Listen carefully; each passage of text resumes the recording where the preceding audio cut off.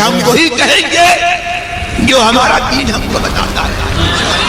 عمل کرو تو تمہارا بھلا ہے، نہیں کوئی عمل کرے تو نقصان ہمارا نہیں ہے، اسی کا نقصان ہے. اللہ العلی العظیم وصدق رسولہ النبی الامین المتین الکریم ونحن علی ذلک لمن الشاہدین والشاکرین والحمد للہ رب العالمین.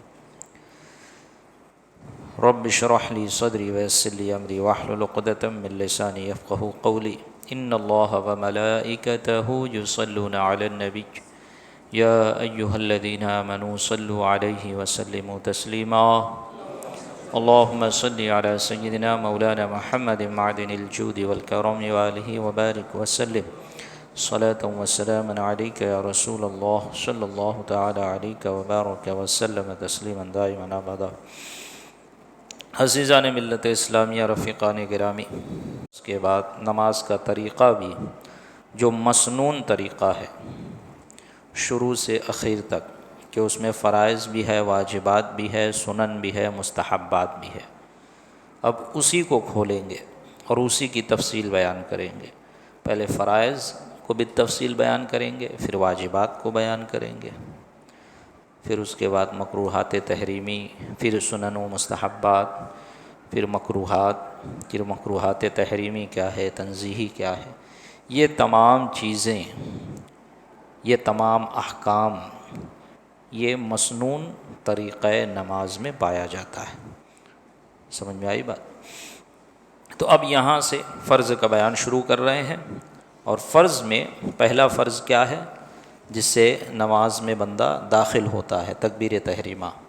کہ تکبیر تحریمہ جب اللہ بندہ کہتا ہے تو نماز سے باہر رہتا ہے، جیسے ہی اکبر کہتا ہے نماز میں داخل ہو جاتا ہے. تو یہ شرط سے بھی اس کا تعلق ہے اور فرض سے بھی اس کا تعلق ہے. تو سب سے پہلے یہ تکبیر تحریمہ کے مسئلہ بیان کر رہے ہیں کہ تکبیر تحریمہ سے کیا مراد ہے. تو نماز شروع کرنے کے لیے نیت کے بعد جو تکبیر اللہ اکبر کہی جاتی ہے اسے تکبیر تحریمہ کہا جاتا ہے. بہت لوگ سمجھتے ہیں کہ ہاتھ اٹھانے کو تکبیر کہتے ہیں. ہاتھ اٹھانے کو تکبیر نہیں کہتے، یہ تو رفع یدین ہے نا، یہ سنت ہے. رفع کا مطلب ہوتا ہے اٹھانا، اور ید کا مطلب ہوتا ہے ہاتھ، یدین کا مطلب ہوتا ہے دونوں ہاتھ. تو رفع یدین دونوں ہاتھوں کا اٹھانا. اور تکبیر تحریمہ کہتے ہیں زبان سے اللہ اکبر کہنا، اس کا نام تکبیر تحریمہ ہے. اس سے نماز شروع ہو جاتی ہے، اور جو باتیں منافی نماز ہیں وہ حرام ہو جاتی ہے. تکبیر تحریمہ اسے کہتے ہی اسی لیے کہ حرام کرنے والی تکبیر. کیا کرنے والی تکبیر؟ حرام کرنے والی تکبیر. اس کے بعد جو آپ تکبیر کہیں گے نا، رکوع میں جانے کے لیے تکبیر، رکوع سے اٹھنے کے لیے تکبیر، سجدے میں، یہ تکبیر انتقالات ہے. کیا ہے؟ تکبیر انتقالات. انتقال کہتے ہیں منتقل ہونا، ایک جگہ سے دوسری جگہ جانا. تو آپ قیام میں ہیں، اب قیام سے رکوع میں گئے، پھر رکوع سے قومہ میں آئے، پھر قومہ سے سجدہ میں گئے، تو منتقل ہو رہے ہیں نا ایک حالت سے دوسری حالت کی طرف. تو اس لیے اس کو کہتے ہیں تکبیر انتقالات. وہ سنت ہے. اور جو نماز شروع کر رہے ہیں آپ، جب اللہ اکبر کہہ کے ہاتھ باندھ رہے ہیں، وہ تکبیر تحریمہ، یہ فرض ہے. سمجھ میں آئی بات؟ تکبیر تحریمہ، اس کو تکبیر تحریمہ کہا جاتا ہے جس سے بندے کی نماز شروع ہوتی ہے. تکبیر تحریمہ کا مطلب حرام کرنے والی تکبیر. یعنی اب نماز میں جیسے ہی داخل ہوئے تو اب بات کرنا حرام، کھانا کھانا حرام، چلنا حرام، بولنا حرام. سمجھ میں آئی بات؟ یہ چیز یعنی وہ تمام چیزیں جو منافی نماز ہیں، جس سے نماز ٹوٹ جائے گی، ختم ہو جائے گی، وہ فاسد ہو جائے گی، وہ تمام چیزیں اب حرام ہو گئی. کیا تکبیر تحریمہ کھڑے ہو کر کہنا ضروری ہے؟ جن نمازوں میں قیام فرض ہے ان میں تکبیر تحریمہ کے لیے قیام فرض ہے. تو اگر بیٹھ کر اللہ اکبر کہا پھر کھڑا ہو گیا تو نماز شروع ہی نہیں ہوئی.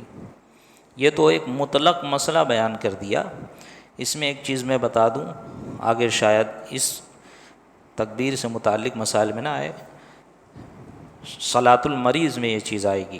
مریض کی نماز میں اور باہر شریعت سے بالتفصیل میں نے اس کے مسائل بیان کیے کہ بعض لوگ جو بیٹھ کر نماز پڑھتے ہیں یا کرسی پر نماز پڑھتے ہیں، اگر ان کے اندر اتنی طاقت ہے کہ وہ تکبیر تحریمہ کھڑے ہو کر کہہ سکتے ہیں، جو معذور ہے، جو بیٹھ کے پڑھنے کی جن کو اجازت ہے، میں ان کی بات کر رہا ہوں، اس کے شرائط کیا ہے وہ بڑی لمبی تفصیل ہے، انشاءاللہ وہ صلاۃ المریض میں بیان ہوں گے۔ یعنی جو معذور ہے، جو کرسی پہ بیٹھنے کے، جو اشارے سے نماز پڑھتے وہی نماز کرسی پہ ہوتی ہے، کرسی پہ کوئی نماز نہیں ہے نا، کرسی پہ کوئی نماز نہیں ہوتی۔ کرسی پہ جو نماز پڑھی جاتی ہے وہ اشارے والی نماز، کہ بندہ نہ اب بیٹھ کر نماز رکوع سجدہ کر سکتا ہے جیسے بیٹھ کے نماز پڑھتے ہیں، اب نہ وہ کھڑے ہو کر نماز پڑھنے پہ قادر ہے، نہ بیٹھ کر نماز پڑھنے پہ قادر ہے، اب وہ ایسا ہو گیا ہے کہ وہ اشارے والی نماز پڑھے، تو چاہے تو وہ کھڑے ہو کر اشارے سے پڑھے یا بیٹھ کر اشارے سے پڑھے، ٹھیک، تو وہ نماز کرسی پر پڑھی جا سکتی ہے، یہ چیز ہے۔ تو اب جو شخص اشارے والی نماز پڑھ رہا ہے یا بیٹھ کر نماز پڑھ رہا ہے لیکن وہ قیام پر قدرت رکھتا ہے اتنی دیر کہ وہ تکبیر تحریمہ کہہ سکے، تو اس کے لیے ضروری ہے کہ وہ تکبیر تحریمہ کھڑے ہو کر ہی کہے، ورنہ نماز شروع ہی نہیں ہوگی۔ یہ مسائل انشاءاللہ صلاۃ المریض میں آئیں گے۔ امام کو رکوع میں پایا اور تکبیر تحریمہ کہتا ہوا رکوع میں گیا، کیا نماز ہو گئی؟ دیکھو کیوں، اس لیے کہ اوپر انہوں نے مسئلہ بیان کیا نا، کیا تکبیر تحریمہ کھڑے ہو کر کہنا ضروری ہے؟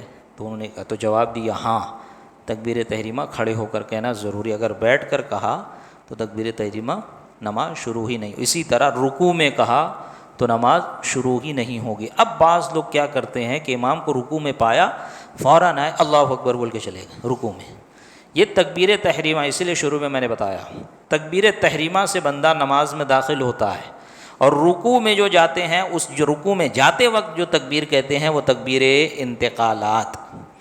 تو اب پہلے آپ نماز میں تو داخل ہو جاؤ صحیح سے، اس کے بعد نہ رکوع کرو گے اور امام کی اقتداء کرو گے، تو پہلے اللہ اکبر تکبیر پہلے کہہ لو، اللہ اکبر۔ اب اگر آپ کو یہاں پہ ایک مسئلہ اور بتا دوں، اگر آپ کو یہ یقین ہے، یہ ظن غالب ہے کہ میں ثنا پڑھوں گا اور ثنا پڑھنے کے بعد میں امام کو پا لوں گا، یعنی رکوع میں شریک ہو جاؤں گا، تو ہاتھ باندھ کر ثنا پڑھ لیں، اور اگر یہ ہے کہ میں ثنا نہیں پڑھ پاؤں گا تو اللہ اکبر کہیں، اس کے بعد رکوع میں جائیں تکبیر کہتے ہوئے۔ اب بعض لوگ کیا کرتے ہیں، بلکہ اکثر لوگ کیا کرتے ہیں، رکوع میں پایا اللہ اکبر کہتے ہوئے رکوع میں چلے گئے، اگر وہ اللہ اکبر اس وقت کہہ رہے ہیں کہ اتنا جھک گئے ہیں کہ وہ ہاتھ آگے بڑھائیں تو گھٹنوں تک ہاتھ پہنچ جائے، تو وہ رکوع کی حالت ہو گئی، قیام پایا ہی نہیں گیا، نماز شروع ہی نہیں ہوئی۔ سمجھ میں آ رہی بات؟ مکروہ تحریمی، مکروہ تنزیہی، نماز ہوئی، قبول ہوگی نہیں ہوگی وہ سب بات کی بات ہے، نہا تو نماز ہی شروع نہیں ہو رہی ہے، تو نماز جب شروع ہی نہیں ہوگی تو یہ ادا کیسے ہوگی، جب ادا ہی نہیں ہوگی تو قبول کیسے ہوگی؟ تو یہ چیز یہ ضروری ہے نا، تکبیر دیکھو فرض ہے، لیکن اس کا مسئلہ کتنا اہم ہے، ہم صرف یاد کر لیتے ہیں 7 نماز کے فرض ہے، تکبیر تحریمہ، رکوع، قیام، ارے بھائی ان کے مسائل بھی تو ہے، ان پہ تو بھی مد نظر رکھو، ان کو بھی مد نظر رکھو، اس کو بھی یاد رکھو۔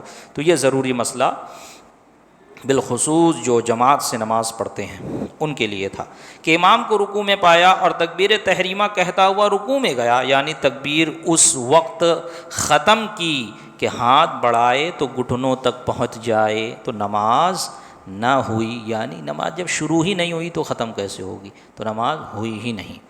مقتدی نے لفظ اللہ امام کے ساتھ کہا، مگر اکبر کو امام سے پہلے ختم کر چکا، تو نماز کا کیا حکم ہے؟ کیونکہ امام اللہ اکبر تو بولتے نہیں ہیں، اللہ اکبر اس طرح بولتے ہیں نا، کیوں؟ تاکہ اونچی آواز میں جائے، 2 3 صف 4 صف جتنی بھی صف ہے وہاں تک آواز پہنچے۔ تو مقتدی نے لفظ اللہ امام کے ساتھ کہا، لیکن اکبر کو، اللہ اکبر کو، مقتدی تو اللہ اکبر اس طرح کہے گا نہیں، وہ تو اللہ اکبر کہہ کے باندھ لے گا۔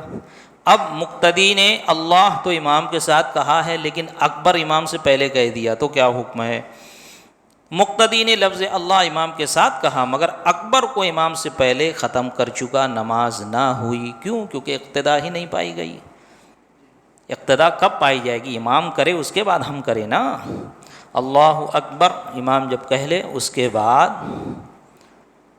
جو ہے مقتدی اللہ اکبر کہہ کر نماز میں شامل ہو، نماز میں داخل ہو۔ یہاں پہ ایک مسئلہ اور بتا دوں، جس طرح مکبرین کھڑے کیے جاتے ہیں، مقرر کیے جاتے ہیں، تو مکبرین کے لیے بھی یہی حکم ہے کہ وہ جب امام کی تکبیر ہو، تکبیر انتقالات، رکوع میں جانے کی تکبیر، سجدے میں جانے کی تکبیر کا امام سے پہلے نہ کہہ دے، یہ خاص خیال رکھے کہ امام سے پہلے ان کی تکبیر ختم نہ ہو۔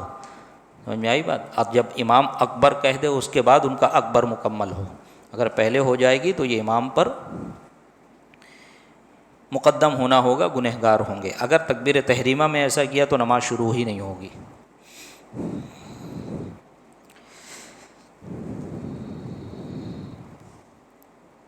اگر یہ معلوم نہ ہو کہ امام سے پہلے تکبیر تحریمہ کہی ہے یا بعد میں تو کیا حکم ہے؟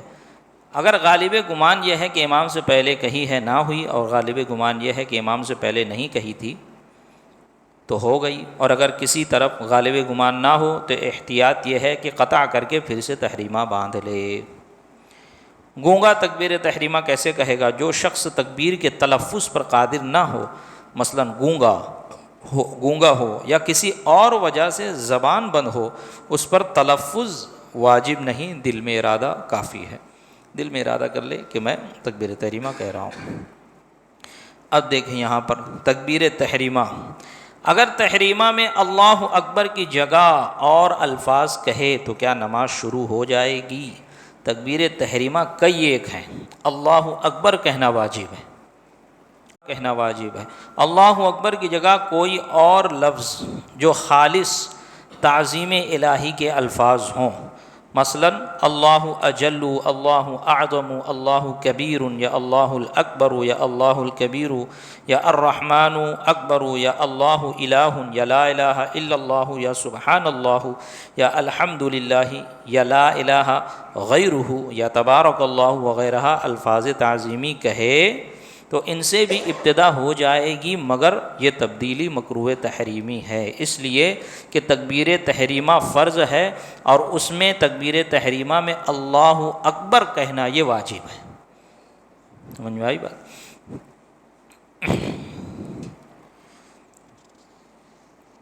ہاں، اب یہ دیکھیں، اس کا بھی خاص خیال رکھیں کہ لفظ اللہ کی حمزہ پر کھڑا زبر یا اکبر کے حمزہ پر کھڑا زبر یا اکبر کی را سے پہلے الف بڑھا دیا تو کیا حکم ہے؟ فرمایا اللہ کو اللہ کہا یا اکبر کو اکبار کہا، اس طرح تو نماز نہ ہوگی، بلکہ ان کے معانی فاسدہ سمجھ کر قصدن کہے تو کافر بھی ہو جائے گا۔ اگر ان کے معنی سمجھ رہا ہے وہ، تو لہٰذا تکبیر میں اللہ اکبر یا اللہ اکبار کہنے کی ضرورت نہیں ہے، ضرورت نہیں بلکہ نہیں کہنا چاہیے۔ ضرورت اس بات کی ہے کہ کس طرح اس کا تلفظ کیا جائے یہ سیکھا جائے، ہے نا۔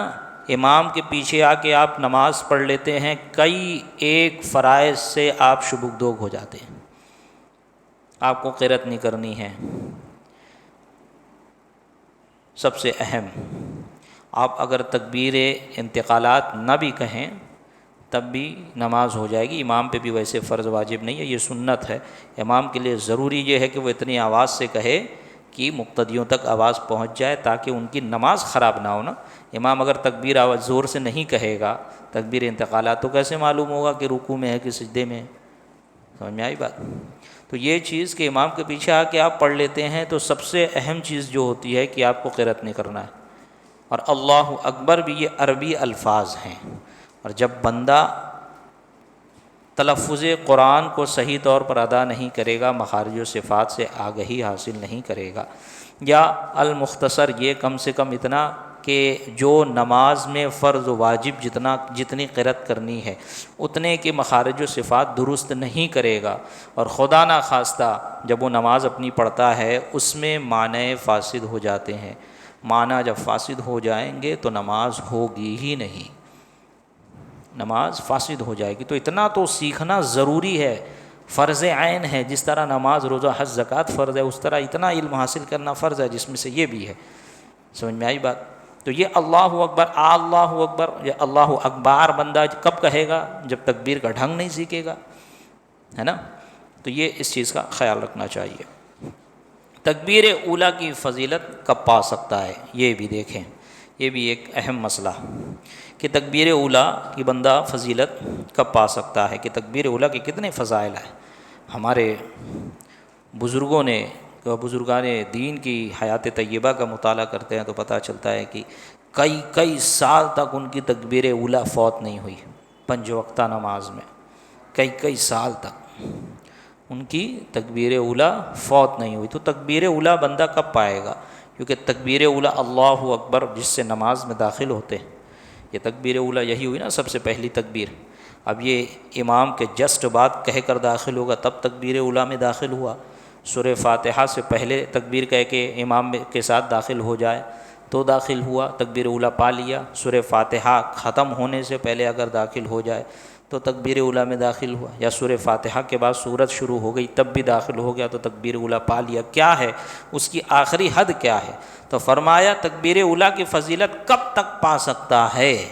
تو پہلی رکعت کا رکوع مل گیا تو تکبیر اولیٰ کی فضیلت پا گیا۔ اگر پہلی رکعت کا رکوع مل گیا، اب رکوع کیسے مل گیا؟ وہی کہ آپ رکوع میں جائیں اور کم از کم 1 مرتبہ امام کے ساتھ تسبیح کہہ لیں، یا امام کے ساتھ 1 مرتبہ تسبیح کہنے کی مقدار ٹھہر جائے تو آپ کو، اور کمی کی جانب اس کی حد یہ ہے کہ ہاتھ پھیلائے تو گھٹنوں تک نہ پہنچے۔ کیوں؟ کیونکہ جب گھٹنوں تک پہنچ جائیں گے تو وہ رکوع ہو جائے گا، وہ قیام کہاں رہا؟ سمجھ میں آئی بات؟ قیام پورا قیام سیدھا کھڑا ہونا ہے کہ اس طرح بندہ کھڑا ہو، اور اس کی سب سے آخری حد یہ ہے کہ بندہ اتنا جھکیا ہو قیام میں کہ اگر وہ ہاتھ بڑھائے تو گھٹنوں تک نہ پہنچے تو وہ قیام میں ہے، اور اگر اتنا جھکا ہے کہ اس کا ہاتھ رکوع تک پہنچ جائے گا تو وہ قیام نہیں بلکہ رکوع ہے۔ یہ صحیح سالم مرد کے بارے میں، انسان کے بارے میں بات ہو رہی ہے۔ جو کبڑا شخص ہو انشاءاللہ اس کا مسلک آگے آتا ہے۔ قیام کتنی دیر ضروری ہے؟ قیام اتنی دیر تک ضروری ہے جتنی دیر تک قرات ہے۔ اب قرات میں بھی فرض الگ ہے، واجب الگ ہے، سنت الگ ہے، تو جتنی دیر بھی قرات کرے گا بندہ اتنی دیر قیام کرنا اسے ضروری ہے۔ یعنی بقدر قرات فرض قیام کرنا فرض ہے، بقدر واجب قیام کرنا واجب ہے، اور بقدر سنت قیام کرنا سنت ہے۔ لیکن اب اس کا مطلب یہ نہیں ہوا، اب یہاں پر اللہ تبارک و تعالیٰ کا فضل دیکھے کہ اس کا مطلب یہ نہیں ہوا کہ 3 کیٹیگری ہو گئی تو ثواب بھی آپ کو اس حساب سے ملے گا کہ فرض کے برابر قرات کر لیا۔ فرض کتنا دیر؟ 3 تسبیح کے مقدار قیام کرنا فرض ہے، قیام پایا جائے گا۔ قیام ایک رکن، 3 تسبیح کے مقدار، اس میں انکلوڈ اگر پہلی رکعت ہے تو اللہ اکبر کو بھی لے لو کہ اتنی دیر قیام، پھر 3 تسبیح کے مقدار قیام، تو یہ قیام کے فرض کی حد ہے۔ اب اگر قرات، تو قرات کتنی فرض ہے؟ 1 جملہ یا 2 جملہ کی کچھ مقدار ہے۔ الحمدللہ رب العالمین، مفتی محمود اختر صاحب نے مجھے بتایا تھا کہ الحمدللہ رب العالمین اتنا دیر قیام کرنا فرض ہے۔ جب آپ نے الحمدللہ رب العالمین پڑھا تو قیام فرض ادا ہو گیا کہ نہیں؟ کیونکہ قرات فرض بھی ادا ہو گئے، تو قرات فرض تو قیام بھی اتنا دیر فرض۔ اب آگے جو پڑھ رہے ہوں سب واجبات ہے نا، سورہ فاتحہ مکمل کرنا واجب، اس کے بعد سورت ملانا واجب۔ اب سورت کتنی؟ 30 حرف، یا چھوٹی کوئی سورہ ہو، یا کوئی چھوٹی 3 آیت ہو، یا کوئی ایک بڑی آیت جس میں 30 حرف ہوں، یہ واجب۔ آپ نے تمام چیزیں کر لی، فرض بھی ادا کر لی، واجب بھی ادا کر لی، تو اب ایسا نہیں ہے کہ جب فرض ادا کر رہے تھے تو فرض کا ثواب مل رہا تھا، اب جو ہے الحمدللہ رب العالمین پڑھنے کے بعد الرحمن الرحیم سے ثواب میں کمی ہو گئی، اب واجب کے مطابق۔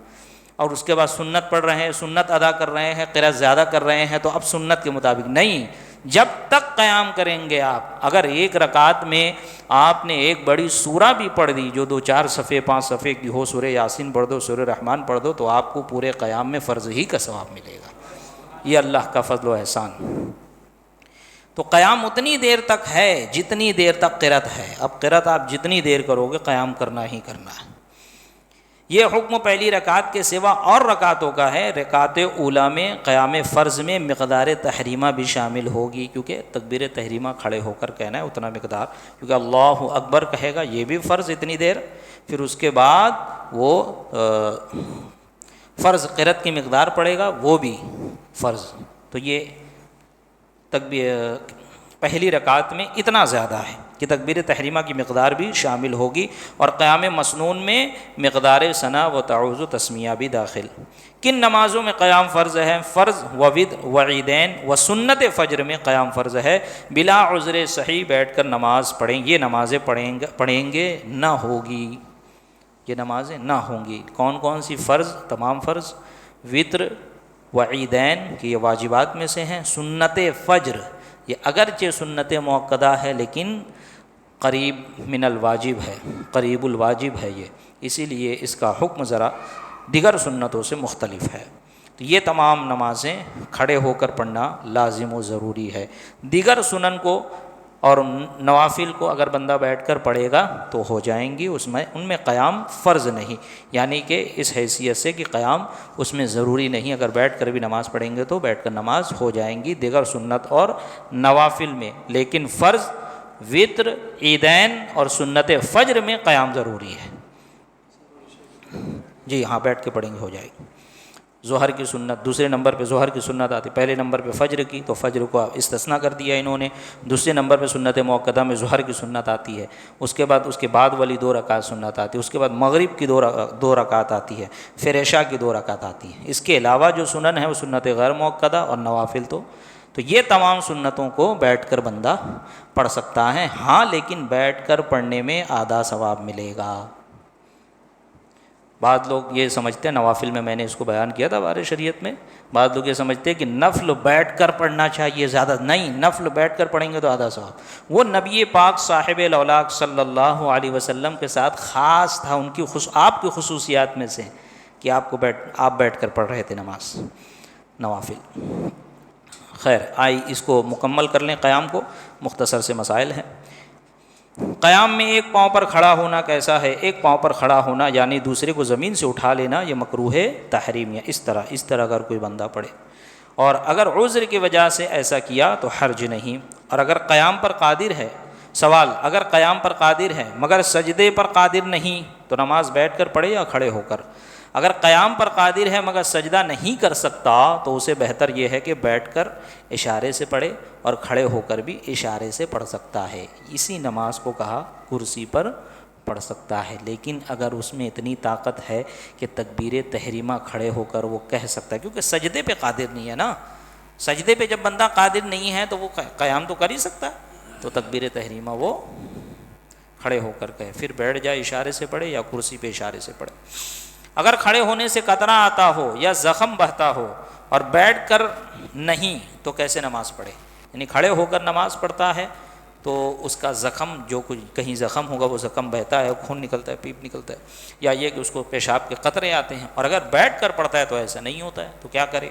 جس شخص کو کھڑے ہونے سے قطرہ آتا ہے یا زخم بہتا ہے اور بیٹھنے سے نہیں تو اسے فرض ہے کہ بیٹھ کر پڑھے، بشرطے کہ اور طریقے پر اس کی روک نہ کر سکے۔ شرط یہ ہے کہ کسی اور طریقے سے وہ رکتا نہ ہو، علاج کے ذریعے سے، یا یہ کہ پٹی وغیرہ سے، یا یہ کہ اگر وہ پیشاب کرنے کے بعد استبرا کر لے یا کچھ ٹہل لے یا کچھ رک جائے، ہے نا۔ اگر ایسا ہو کہ تھوڑا دیر 1 گھنٹہ 2 گھنٹہ تک ہی آتا ہے، 15 منٹ 20 منٹ تک ہی آتا ہے، لیکن نماز کا وقت باقی رہتا ہے اور وہ پڑھ سکتا ہے بعد میں نماز، یعنی وقت کے اندر ہی، تو یہ چیزیں کرنے کے بعد وہ نماز پڑھیں، یہ بشرطے کہ میں ساری چیزیں آ جائیں گی، شاید وہ یہ سجدہ وغیرہ یا کہیں اور پر یہ مسائل بیان ہوں گے۔ اس وضو میں اس میں انہوں نے ذکر نہیں کیا، ہاں مجھے یاد آیا، بہار شریعت میں یہ مسئلہ وضو کے بیان میں متفرق مسائل میں سلسلے بول جسے کہتے ہیں، جسے قطرہ آنے کا مرض ہوتا ہے، تو اب بات آ گئی ہے تو بتا دوں، جسے سلسلے بول ہوتا ہے یعنی کہ قطرہ آنے کا مرض، اس کے لیے حکم یہ ہے کہ وہ دیکھیں کہ اگر اس کو اتنا وقت نہیں مل رہا ہے کہ وہ وضو کر کے فرض نماز، یعنی فرض نماز ایک وقت کی نماز جسے کہتے ہیں، سنت اور فرض ایک وقت کی نماز نہیں پڑھ پائے تو اب وہ معذور ہے۔ کیسے ہوگا؟ یہی کہ وہ وضو کرے، یا تو وضو کے درمیان اسے قطرہ آ جائے، یا یہ کہ وضو سے اٹھ کے آ رہا ہے قطرہ آ گیا، یا یہ کہ وضو کر کے نماز پڑھنا شروع کیا، نماز کے دوران قطرہ آ گیا، اس کی نماز مکمل نہیں ہوئی۔ اب اگر ایسی اس کی حالت ہے تو اب وہ معذور ہے، اس کا حکم یہ ہے کہ ایک وضو سے ایک وقت میں جتنی چاہے نماز پڑھے، جب دوسرے وقت جیسا ہی شروع ہوگا اس کا وضو ٹوٹ گیا، جا کے وضو کرے۔ یہ سلسلے بول والوں کا، یہ بشرطے کہ انہوں نے لگایا تو اتنی تفصیل میں بیان کر رہا ہوں، کیونکہ کوئی یہ نہ سمجھے کہ تھوڑا سا مرض ہو جائے، کمزوری ہو جائے، یا مثانے میں کوئی انفیکشن ہو جائے ہلکا پھلکا، آج تو بہت عام چیز ہے یہ، ہے نا، زیادہ چائے پینے سے بھی بعض اوقات ہو جاتا، تو آپ یہ سوچیں کہ مجھے چھوٹ مل گئی، نہیں، اس کے لیے پھر وہ اگر آپ سلسلے بول والا مسئلہ چلے گا ادھر، معذور والا، اگر واقعی میں معذور ہیں تب جا کے، ورنہ اگر کسی اور طریقے سے اس کا روک ہو جاتا ہے، جیسے انہوں نے زخم کی بات کی، زخم کے لیے آپ پٹی باندھ لو، اس پہ اچھے سے صفائی کر کے پٹی باندھ لو، جب پٹی باندھ لیا آپ نے اب تو زخم نہیں بہے گا نا، اب رکوع سجدہ کرنے میں بھی اگر وہ نقصان اس کو نہیں ہو رہا ہے تو کہاں سے اجازت دی جائے گی بیٹھ کے اشارے سے نماز پڑھنے کی؟ یہ چیز، یہ ان ساری باتوں کا خیال رکھے، جو چیز سمجھ میں نہ آئے، کیونکہ یہ بڑی مختصر، میں نے کہا تھا نا کہ بڑے مختصر انداز میں مسائل بیان ہوں گے، جو چیز آپ کو سمجھ میں نہ آئے مجھ سے پوچھ سکتے ہیں۔ اگر اتنا کمزور ہے کہ مسجد میں جماعت کے لیے جائے گا تو قیام نہیں کر سکے گا، جبکہ گھر پڑھے تو کھڑا ہو کر پڑھ لے گا، تو کیا حکم ہے؟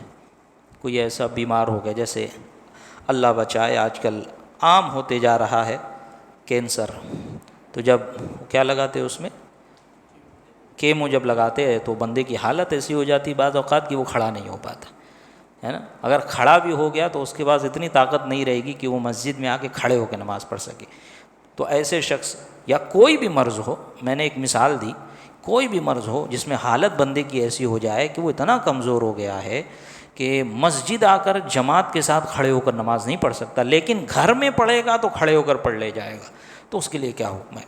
اگر اتنا کمزور ہے کہ مسجد میں جماعت کے لیے جانے کے بعد کھڑے ہو کر نہ پڑھ سکے گا، اور گھر میں پڑھے تو کھڑا ہو کر پڑھ سکتا ہے، تو گھر میں پڑھے، تو گھر میں پڑھے، اور اگر جماعت میسر ہو تو جماعت سے، ورنہ تنہا، یعنی گھر میں اگر جماعت کر سکتا ہے تو گھر میں جماعت سے پڑھے، ورنہ تنہا پڑھے، کیوں؟ کیونکہ گھر میں کھڑے ہو کر وہ پڑھ سکتا ہے۔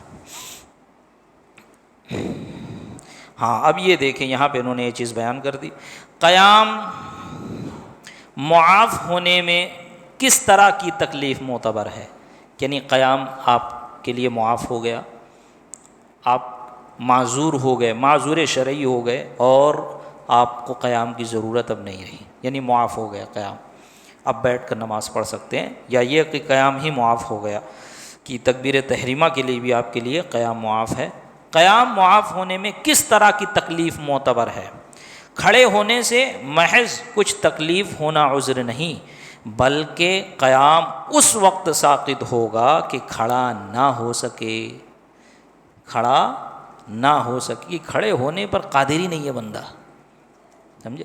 اب دیکھیں ایک چیز میں آپ کو بتاؤں، ابھی چند روز پہلے سید صاحب قبلہ نے مجھ سے مسئلہ پوچھا، تو میں نے ان کو بتایا بھی، کیونکہ سارے مطالعے میں تھے، بیان بھی کیا تھا، ماشاءاللہ وہ بھی مطالعہ کرتے ہیں، لیکن میں نے پھر بھی سوچا کہ یہ چیز کسی بڑے عالم سے ڈسکس کر لی جائے، تو دارالفتہ جانا ہوا جلسے کے دوران، تو میں نے وہاں پہ مفتیان کرام سے بات کی، تو بہت اچھی اور پیاری بات مفتی دلشاد صاحب نے بیان کی کہ ہمارے فقہا اور ہمارے مفتیان کرام یہ ارشاد فرماتے ہیں کہ دیکھیں اتنا جلدی بندہ کمزور نہیں ہوتا ہے کہ اس کے اندر کھڑے ہونے کی بھی طاقت نہ رہے، یا یہ کہ ایک بندہ نماز پڑھ رہا ہے کھڑے ہو کے اچانک اس پہ اتنی کمزوری آ گئی کہ وہ کھڑا نہ ہو سکے، بولے اس طرح اتنی جلدی کسی کے اندر یہ تبدیلی عام طور پر نہیں آتی ہے، وہ سارا کا سارا جو معاملہ ہے وہ ذہن کا ہے، آپ یہ ذہن بنا لو، پختہ ارادہ کر لو کہ میں کھڑے ہو کر نماز پڑھوں گا، تو آپ پڑھ لے جاؤ گے۔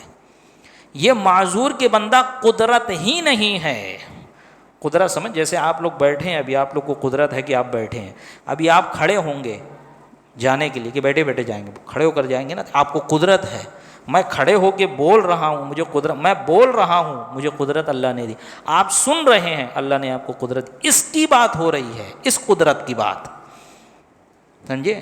تو یہ ذرا گہرائی سے اسے سمجھے کہ تھوڑے سے بھی مرض میں آپ کو اجازت نہیں دے دی جائے کہ ہاں ٹھیک ہے قیام چھوڑ، نہیں، جب ایک دم معذور ہو جائیں آپ، بندہ چل کر آ رہا ہے مسجد میں بیٹھ کے نماز پڑھ رہا ہے، اگر سجدے پر قادر ہے، سمجھ میں آئی بات، کوئی اور عذر نہیں ہے، فقط یہ کہ میں کمزور ہوں، یا یہ کہ نہیں پڑھ پاتا ہوں، کوئی عذر نہیں پڑھ پاتا ہوں، یہ تو کوئی عذر ہی نہیں ہے کہ نہیں پڑھ پاتا ہوں۔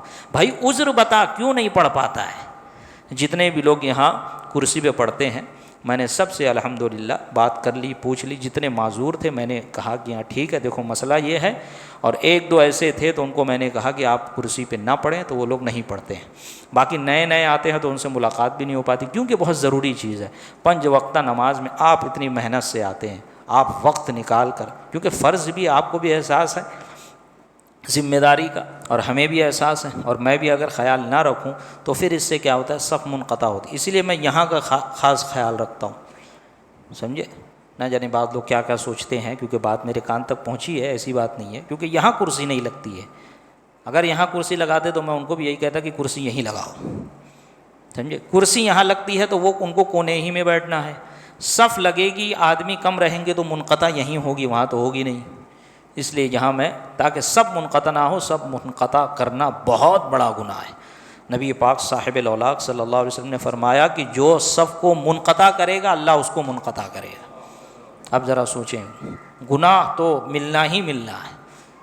تو لہٰذا قیام سے متعلق میں یہ کہہ رہا تھا کہ قیام پر یہ آپ کے گمان کی بات نہیں، کہ گمان نہ کرے بندہ۔ اگر وہ، انہوں نے یہی فرمایا کہ فقہائے کرام کہتے ہیں کہ اتنی جلدی کسی پہ حالات میں تبدیلی پیدا نہیں ہوتی ہے کہ وہ کھڑا ہو کے پڑھ رہا ہے ایک بیک اس کی حالت ایسی ہوگی بڑھ جائے، یا بیٹھ کے پڑھ رہا ہے ایک بیک ایسی حالت ہوگی طاقت آ گئی کھڑے ہو جائے، نہیں، وہ ذہن پہ ڈیپینڈ کرتا ہے۔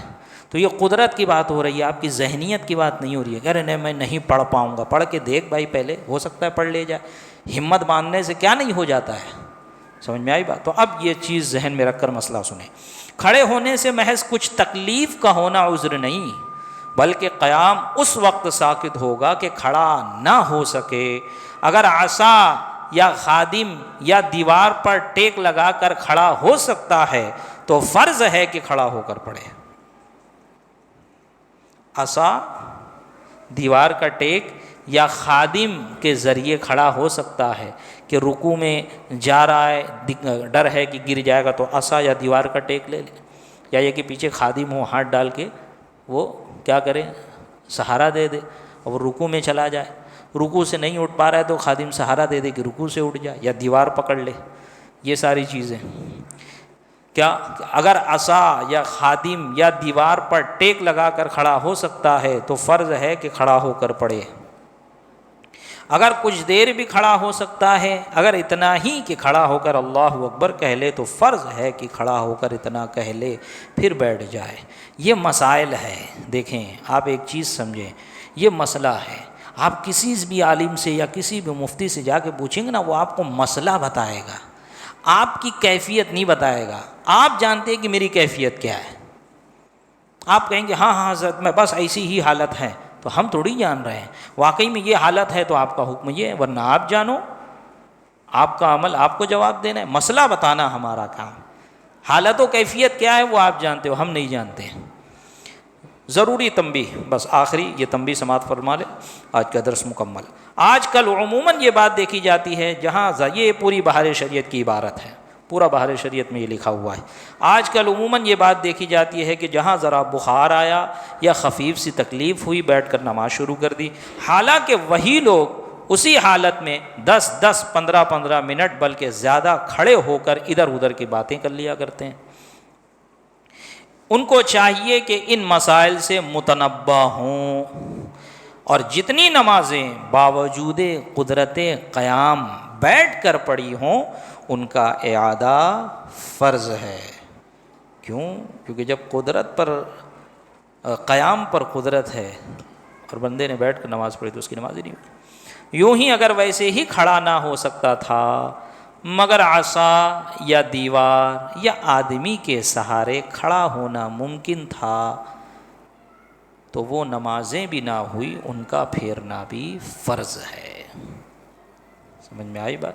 تو لہٰذا اللہ تبارک و تعالیٰ سے تو اولاً یہ دعا ہے کہ مولا کریم ہم سب کو جب تک نماز کی توفیق دے کھڑے ہو کے پڑھنے کی توفیق رفیق عطا فرمائے۔ مولا کریم ہم سب کو شریعت کا پابند بنائے اور سنت رسول کے مطابق، شریعت کے مطابق نماز کی پابندی کی توفیق عطا فرمائے۔ کوئی سوال آپ کو پوچھنا ہو، کنفیوژن؟ ہاں تکبیر تحریمہ کے لیے تو قیام ضروری ہے، کیوں؟ کیونکہ آپ نماز میں داخل ہو رہے ہیں نا. اب یہ چیز دوسری، اس لیے میں نے وہ مسئلہ بتایا نہیں، کیونکہ یہ اولاً آپ لوگ یہ اچھے سے سمجھ لیں، اس لیے میں نے وہ چیز نہیں بتائی کہ وہ پھر گڈمڈ ہو جاتا ہے نا، تو مسئلہ یہاں کا وہاں ہو جاتا ہے، وہاں کا یہاں ہو جاتا ہے. اسی لیے میں نے کہا کہ تکبیر تحریمہ فرض ہے، باقی تکبیرات انتقالات وہ سنت ہے، وہ بالفرض اگر چھوٹ بھی گئیں تب بھی نماز بلا کراہت ہو جائے گی. ہاں چھوڑنا نہیں چاہیے، کسی سنت کو ہلکے میں نہیں لینا چاہیے. اگر کوئی جان بوجھ کے چھوڑ رہا ہے تو اس پہ، اگر امام ایسا کرتا ہے کسی سنت کو چھوڑتا ہے، تو فتاوی رضویہ میں سیدی سرکار اعلیٰ حضرت نے فرمایا اس امام کو تنبیہ کی جائے، اور اگر وہ جان بوجھ کر پھر بھی نہیں مانتا ہے تو اس کو مصلی سے ہٹایا جائے. حالانکہ فرض واجب کی بات نہیں ہو رہی ہے، سنت کی بات ہو رہی ہے. جان بوجھ کے چھوڑتا ہے تب بات ہو رہی ہے. تو آپ ذرا سوچئے، تو سنت ہیں وہ، لیکن اس کا مطلب یہ نہیں کہ ہلکے میں لیا جائے. ہاں بالفرض چھوٹ جائے اگر، ہاں وہی بتا رہا ہوں، اسی طرف آ رہا ہوں میں. اگر بالفرض چھوٹ جائے اگر بالفرض، تو اس پہ کوئی مواخذہ نہیں. لیکن جان بوجھ کر چھوڑے گا یا سنت کو ہلکا جانے گا تو اس پر مواخذہ ہو سکتا ہے. اب یہ جو بھائی نے سوال کیا کیا کہ امام رکوع میں ہے یا سجدے میں ہے یا قعدہ میں ہے تو کیا کرے بندہ؟ تو اس کا طریقہ یہی ہے، پہلے اللہ اکبر کہے کھڑے ہوں کر، تکبیر تحریمہ جو فرض ہے وہ کہہ کر، اور پھر دوسرا میں نے کیا بتایا، اگر اسے یقین ہے، غالب گمان ہے کہ میں ثنا پڑھ کر سجدے میں شامل ہو جاؤں گا، میں ثنا پڑھ کر رکوع میں مجھے امام کا رکوع مل جائے گا، میں ثنا پڑھ لوں اور اس کے بعد امام کا قاعدہ مل جائے گا، اگر اسے غالب گمان ہے تو وہ ثنا پڑھ سکتا ہے. بار شریعت میں اس کو حضرت فتح سرکار صدر الشریعہ نے نقل فرمایا. اور اگر اسے غالب گمان یہ ہے کہ میں ثنا پڑھوں گا تو رکوع چھوٹ جائے گا، میں ثنا پڑھوں گا تو میرا قاعدہ چھوٹ جائے گا، امام کے ساتھ سجدے سے وہ جلسہ کی طرف آ جائے گا، تو اللہ اکبر تکبیر تحریمہ اللہ اکبر کہے، اب نماز میں شامل ہو گیا. اب اللہ اکبر کہہ کر رکوع میں جائے، اللہ اکبر کہہ کے سجدے میں جائے. کیوں؟ کیونکہ وہ سجدے کی تکبیر ہوئی. تکبیر تحریمہ فرض. اب جو منتقل، کیونکہ آپ قیام میں ہو نا، یا تو قیام سے رکوع کی طرف جائیں گے یا قیام سے سجدے کی طرف، امام کی مطابقت، امام کی اقتداء کریں گے. تو تکبیر انتقالات یہ سنت ہے، یہ سنت ہے. اب اگر تکبیر آپ کہنا ہے تو وہ تکبیر الگ سے، اسی تکبیر میں کام نہیں چلے گا. ہاں جو سنت وہ ادا کرنی پڑے گی آپ کو، اور آپ نے نہیں کہی تو بھی نماز ہو جائے گی. دوسری والی تکبیر، پہلی تکبیر تو فرض ہے، اسی لیے میں نے وہ مسئلہ نہیں بتایا کہ کہیں، کیونکہ سنن میں انشاءاللہ اس کا بیان آئے گا. جی جی جی جی وہ تو فرض ہے. ٹھیک.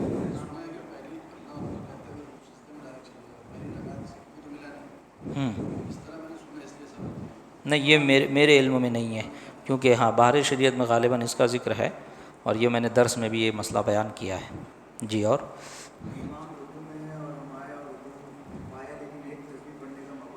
ہاں تو یہ رکوع نہیں پایا آپ نے، یعنی آپ وہ تکبیر اولیٰ کی فضیلت بھی آپ نے نہیں پائی، اور اس آپ جماعت میں تو شریک ہو گئے، آپ امام کی اقتداء آپ نے کر لی، آپ نے جماعت میں تو آپ شریک ہو گئے، لیکن وہ رکعت میں آپ شریک نہیں ہوئے. آپ کو ایک رکعت سلام پھرنے کے بعد دہرانا ہے، اس لیے وہ رکعت نہیں ہو. کیوں؟ کیونکہ میں نے یہی کہا نا کہ آپ رکوع میں جائیں اور ایک تسبیح کی مقدار امام کے ساتھ مطابعت ہو جائے.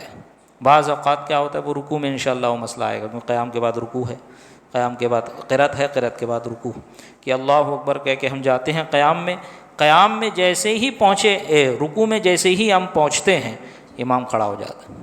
اب ایک تسبیح کی مقدار امام کے ساتھ مطابقت نہیں ہو پائی، یا امام کے ساتھ آپ رکوع میں نہیں رک پائے، تو آپ نے رکوع نہیں پایا اس رکعت کا. اب وہ رکعت آپ کی، یعنی امام کے ساتھ آپ پڑھیں گے لیکن شامل نہیں ہوئے، لہٰذا وہ رکعت آپ کی نہیں ہوئی. سلام پھرنے کے بعد آپ کو کھڑا ہی ہونا ہے اور بھری پڑھنا ہے، بھری پڑھنا. اگر ثنا نہیں پڑھی تھی، یہ مسئلہ دیکھیں، یہ مسئلہ ملے گا کئی جگہ بہار شریعت میں، کہ اگر ثنا نہیں پڑھی تھی تو اب پڑھے. تو وہی جو ثنا پڑھنے کا جو میں نے مسئلہ بیان کیا، کہ اگر ثنا نہیں پڑھی ہے تو اب ثنا پڑھے، ثنا کے بعد توض و تسمیہ کر کے سورہ فاتحہ پھر قرات کریے. بھری پڑھنی ہے. کیوں؟ کیونکہ پہلی رکعت آپ کی چھوٹ گئی جس میں قرات واجب تھی. ٹھیک. اور کوئی؟ جی حضرت. بسم اللہ تو قرأت کے لیے نا، امام کے پیچھے قرأت نہیں ہے، نہیں ثنا سے پہلے بسم اللہ نہیں، ثنا پھر بسم اللہ، اعوذ باللہ پھر بسم اللہ. ٹھیک ہے، اور کوئی؟ جی جی جی جی جی نہیں نہیں، اسی لیے میں نے کہا نا کہ یہ میں نے بیان بھی کیا ہے. اور ہاں، فجر کی جو سنت اوقات نماز میں اس کا ذکر ہوا تھا، اوقات جو نماز اوقات مکروہہ میں اس کا ذکر ہوا تھا کہ فجر کی جو سنت مؤکدہ ہے وہ قریب الواجب ہے، اور اس کا حکم نبی پاک صلی اللہ علیہ وسلم نے ارشاد فرمایا کہ اگر تم پر گھوڑے بھی دوڑا دیے جائیں تب بھی یہ 2 رکعت نہ چھوڑو. اس لیے فقہائے حنفیہ کہتے ہیں کہ یہ قریب الواجب ہے. اگر آپ کو یقین ہے، آپ مسجد میں آئے، جماعت قائم ہے، اور آپ کو یقین ہے کہ میں سنت پڑھ کر قاعدہ اخیرہ میں شامل ہو جاؤں گا، تو آپ سنت پڑھے اور پھر اس کے بعد قاعدہ میں شامل ہو جائے. اور اگر یہ بات کا یقین ہے کہ بھئی نہیں میں سنت نہیں پڑھ پاؤں گا اور جماعت چھوٹ جائے گی، تو جماعت میں شریک ہو جائیں. اس کے بعد جب فجر کا وقت ختم ہو، اور ختم ہونے کے بعد جو 20 منٹ مکروہ رہتا ہے نا طلوع آفتاب کے وقت، وہ 20 منٹ گزر جائے. اب اس کے بعد 20 منٹ گزرنے کے بعد سے لے کر ضحوہ کبریٰ تک، جو ضحوہ کبریٰ یہاں لگا ہوا ہے 12:20 سے 12:20 تک آپ سنت فجر پڑھ سکتے ہیں. جیسے ہی ضحوہ کبریٰ شروع ہوا، اس سنت کا وقت ختم ہو گیا. یہ ایک فجر کی سنت ہے جس کے ساتھ یہ اس کی خاصیت ہے. قضا ہاں، اور قضا کہو یا ادا کہو کیونکہ اس کا وقت لیمیٹڈ ہے. جی جی جی جی، کیونکہ وہ آج ہی کی پڑھیں گے نا، آپ آج ہی کی پڑھیں گے. قضا اور ادا میں آج کی نماز میں دونوں نیت کر سکتے ہیں. سمجھ میں آئی بات؟ لیکن قضا ہی کی کریں زیادہ بہتر ہے تاکہ آپ کو کوئی پریشانی نہ ہو. میں مسئلہ بتا رہا ہوں کیونکہ آج کی نماز میں قضا ادا دونوں نیت کر سکتے ہیں، دونوں ہم معنی ہے، مترادف ہے صلاۃ نماز کتاب الصلاۃ میں. کیوں؟ یہی چیز جو بھی میں چاچا کو بول رہا تھا کیا کہ یہ لیمیٹڈ ہے.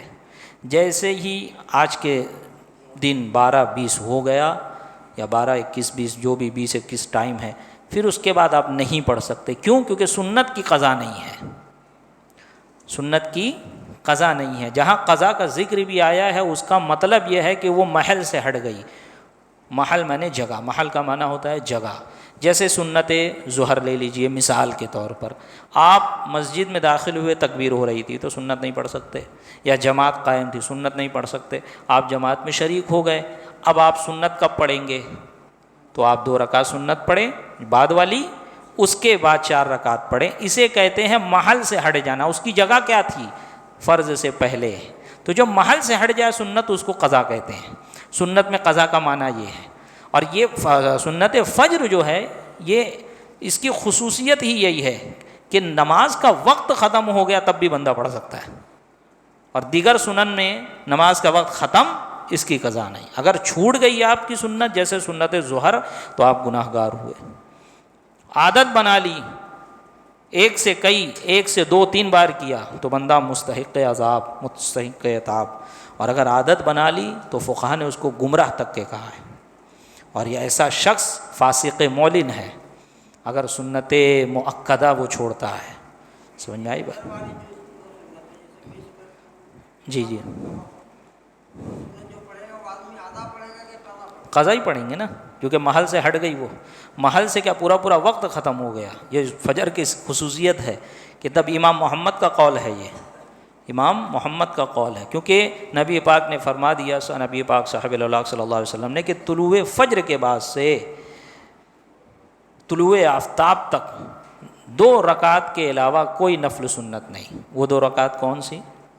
یہی سنت فجر.